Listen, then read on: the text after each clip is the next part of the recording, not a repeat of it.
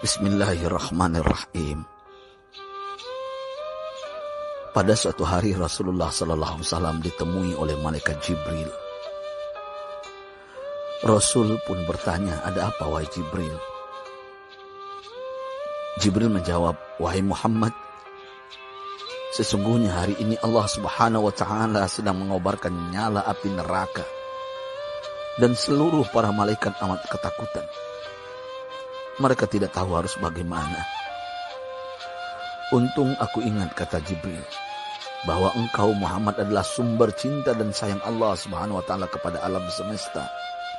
Dengan alasan itu aku kesini, bertabaruk mengambil berkah dengan cinta Allah kepada dirimu, ya Rasulullah, ya Muhammad." Rasulullah terdiam beberapa saat, kemudian bertanya lagi, "Wahai Jibril, ceritakan padaku bagaimana neraka itu sesungguhnya."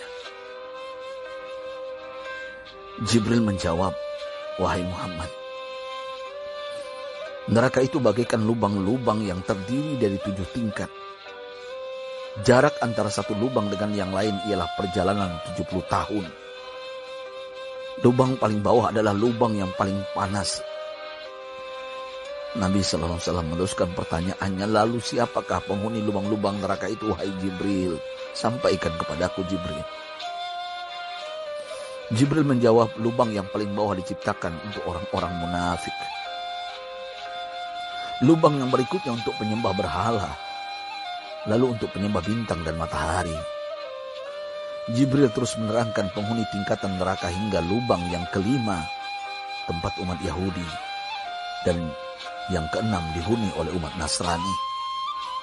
Setelah menjelaskan penghuni 6 tingkatan neraka, Jibril diam cukup lama. Rasulullah SAW penasaran dan bertanya kepada Jibril, "Wahai Jibril, siapakah penghuni neraka yang ke-7?" Jibril diam saja tidak menjawab. Rasulullah SAW mengulangi pertanyaannya, tapi Jibril tetap diam. Rasulullah tambah penasaran dan mendesak Jibril agar dijawab pertanyaannya. Akhirnya Jibril pun berkata, "Umatmu, wahai Muhammad, mereka itu para pelaku dosa besar di kalangan umatmu, yang dimana sampai mereka mati belum sempat bertaubat." Mendengar jawaban Jibril, Rasulullah langsung jatuh pingsan. Jibril merangkulnya dan meletakkan tubuh baginda di atas pangkuannya. Tak berapa lama Rasulullah SAW sadar dan langsung menangis bersimbah air mata dengan terisak-isak. Rasulullah mempertegas pertanyaannya, "Wahai Jibril,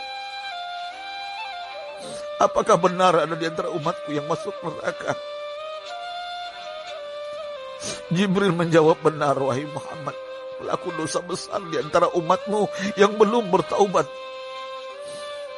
Setelah itu Rasulullah menghadap kiblat dan sujud kepada Allah dalam isak tangisnya. Sesekali dengan suara pelan beliau membisikkan kata-kata, "Ummati ya Rabb, ummati, ummati, ummati." Beliau SAW tidak mengangkat kepalanya dalam keadaan seperti itu selama 3 hari 3 malam, kecuali setiap Bilal bin Rabah mengumandangkan azan. Barulah beliau bangkit untuk menjadi imam, dan setelah itu kembali sujud lagi. Pada hari ketiga Abu Bakar menyadari hal ini, beliau mengetuk pintu Rasulullah dan mengucapkan salam 3 kali, namun tidak terdengar jawaban. Abu Bakar sedih dan berseru di hadapan pintu Nabi besar Muhammad SAW, "Apakah ada jalan untuk masuk ke rumahmu ya Rasulullah?" Tetap tidak ada jawaban. Di jalan Abu Bakar bertemu sahabat Umar. "Mengapa engkau menangis, wahai Abu Bakar?" kata Umar. Abu Bakar menceritakan keadaan Rasulullah SAW. Maka Umar pun melangkah menuju rumah Rasulullah dan terjadilah hal yang sama. Umar pun pulang dan menangis.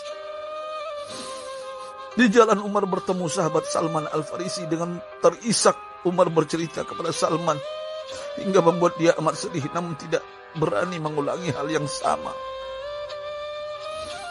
Salman melangkah menuju rumah Fatimah radhiyallahu anha dan menceritakan hal itu. Setengah berlari Fatimah menuju rumah ayah tercinta dan mengetuk pintu sambil mengucapkan salam. Mendengar suara lembut putri tercinta, sejuklah dada Rasulullah. Beliau bangkit dari sujud dan membuka pintu. Alangkah terkejutnya Fatimah melihat Rasulullah, ayah tercinta, amat kurus dan pucat. Fatimah memeluknya lalu menangis. Wahai ayah, apa yang terjadi? Mengapa engkau amat sedih seperti ini?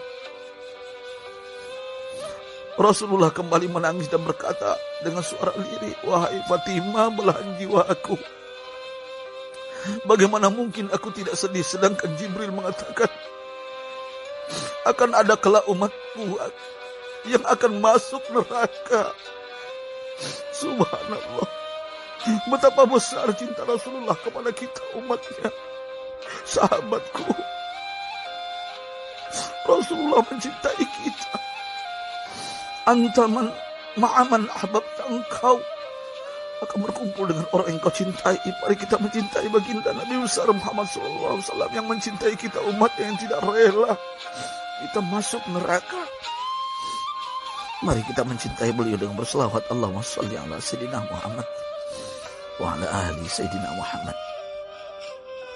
Allahumma sholli wa sallim ala Sayyidina Muhammad karimil aba wal ummahat. Allahumma sholli ala Sayyidina Muhammad wa alihi wa sahbihi wa sallim. Sahabatku, sampaikan dan silakan share sahabatku di sosial media. Rasul mengajarkan kepada kita, man dalla ala khairin falau mislu ajri fa'ili. Siapa yang menunjukkan kepada kebaikan, maka dia akan mendapatkan pahala seperti orang yang mengerjakannya. Mudah-mudahan ini menjadi pahala jariah bagi kita. Saya Ustadz Oren. Assalamualaikum warahmatullahi